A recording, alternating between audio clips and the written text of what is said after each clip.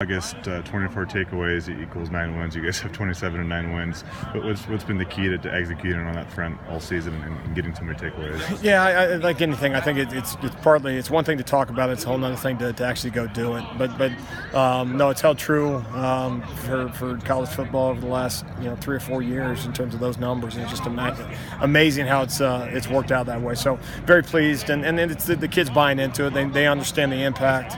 I think as you practice it every day, it's how we finish plays in practice. That's what people don't see, but it's a constant emphasis. It's something we talk about obviously all the time, and we sell it to our guys. Like so many do, but it controls football games, and it certainly did this past weekend. You think in a game like the one on Saturday, it kind of becomes contagious and kind of a domino effect where a few guys get a takeaway, the other guys want one now?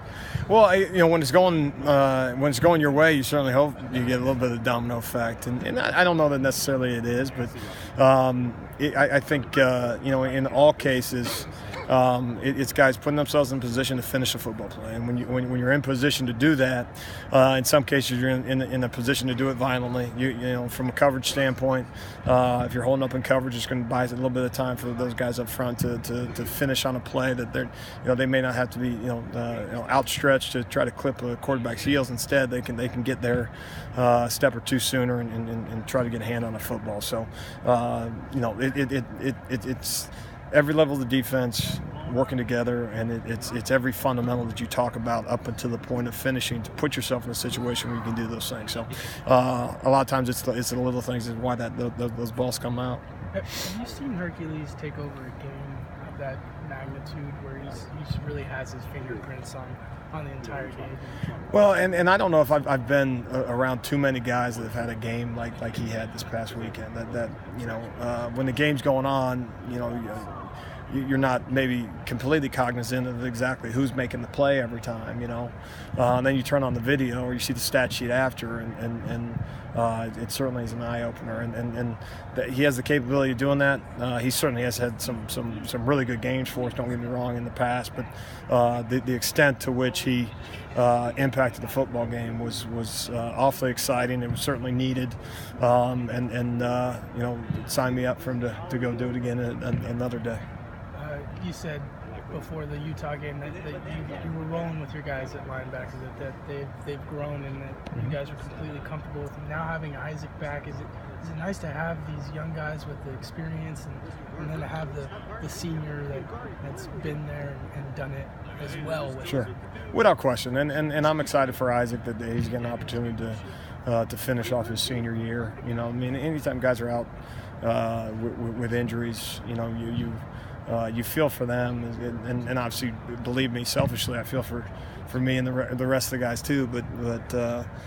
But specifically to the individual, because they put so much time and effort into the thing. So just real excited to have him back, and without question, there's one more guy out there that has a comfort level in all the things that we're trying to do. He's played a lot of football for us, and every rep he's in is one less rep for somebody else, and so you get a little bit more of a rotation, which can be a really good thing. Yeah.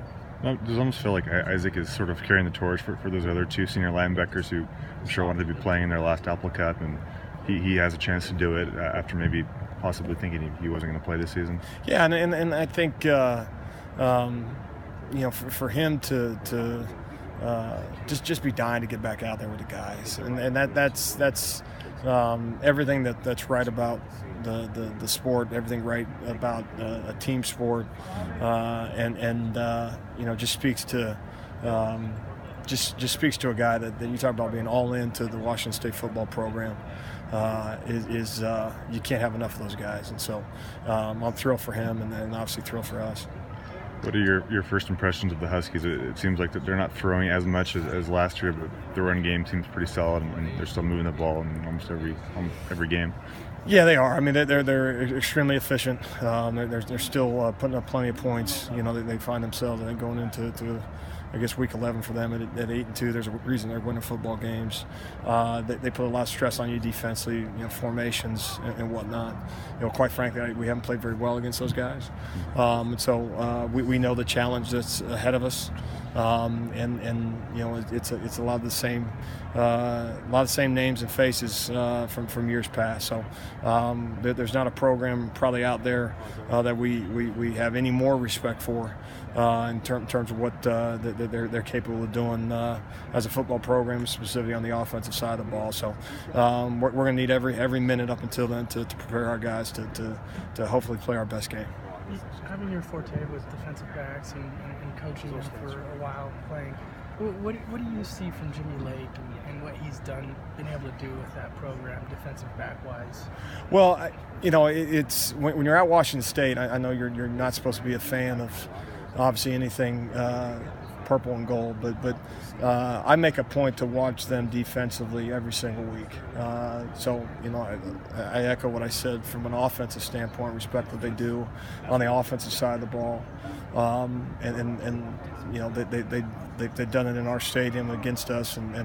But watching those guys defensively, the way they play, you want to emulate. You know, it's not necessarily the same calls and all those things, but just extremely impressed with their coaching staff, putting their guys in the right position to be successful. They play fast, they play hard, they play aggressive. All those, you know, if you wrote on a whiteboard all the things that you want a defense to do, they do those things. It's on the front end all the way to the back end, and no, just very, you know. I know I'm not supposed to say it, but I'm a fan of what those guys are able to do, and continue to watch them and admire all they've done.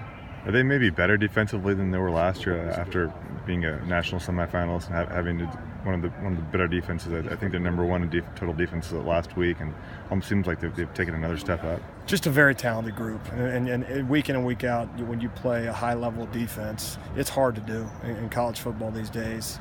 To go through an entire conference schedule and do the things that they've done.